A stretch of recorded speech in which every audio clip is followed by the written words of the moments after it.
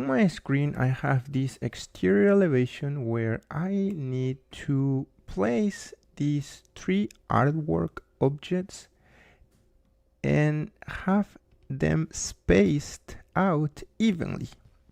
I could do this manually, which is finding the formula, grab my calculator, and I could do this manually. But if I have to do this design in multiple projects, it would be wasted time. You can actually automate a lot of your math calculations. Take a screenshot of this and write some instructions. Hey, create a command or tool for me using this formula.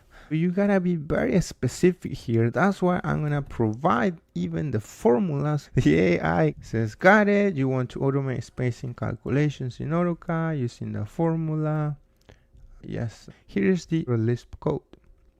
Let's try this. Create a folder, AI commands, space, change this text to LSP. That's the extension for a Lisp file or a command or a quick shortcut in AutoCAD. So the important part here is to remember the shortcut command. In this case, the name is going to be EQ space. Click and drag and drop it right there. EQ space. Now, we encounter a question, enter total span length. It's going to ask for the object width, enter the number of objects, enter the number of spaces. And those are too many questions. I like to simplify this as much as possible. For example, I would like to just select or click 2 points and automatically get the span. I would like to click 2 points on my object and automatically get the object width. Let's go back to the AI.